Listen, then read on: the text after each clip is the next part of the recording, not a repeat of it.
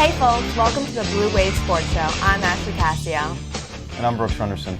There's a lot going on in the sports world around FAU. The U.S. men's national team was here for an international friendly against Honduras.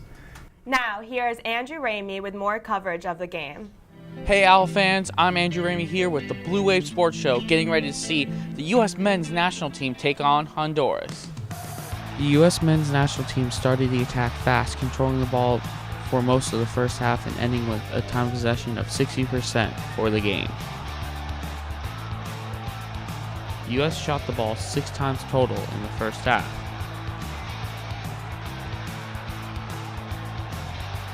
Then in the 10th minute, Boca Raton native Jozy Altidore scores to give the U.S. a 1-0 lead going into halftime. Here is Altidore on returning home. I haven't played a lot of tournaments here in the front field at FAU, so it's kind of surreal to be back here. I never thought I'd play a professional game for the national team here in front of so many people that helped me get to this point, so it was really nice for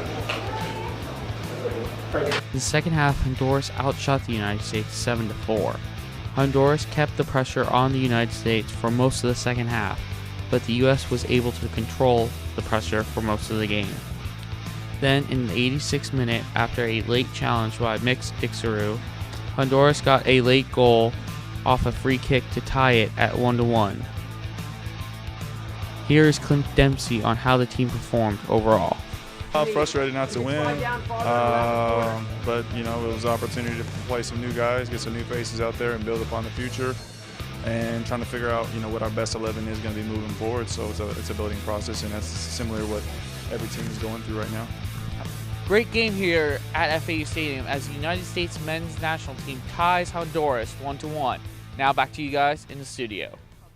The FAU football team did not have a game this past weekend because they were on their bye week. Their last game was a devastating 38-10 loss against rival FIU.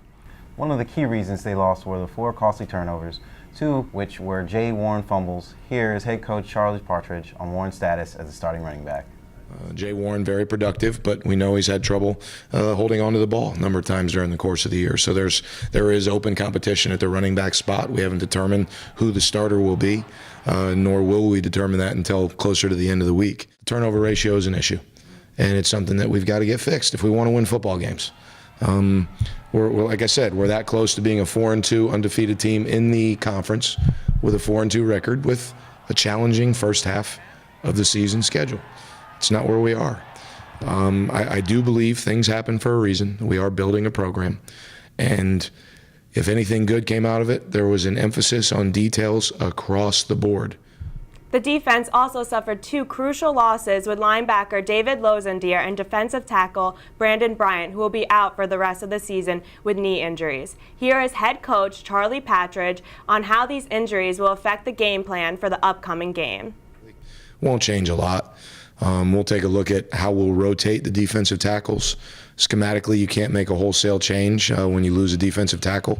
What you could do is if you're in an obvious passing situation, which is more often with a team like this, you can move some ends inside, some guys with some athletic ability to help accelerate your pass rush.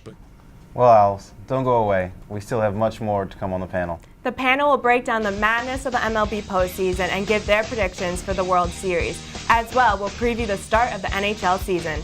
Stay tuned.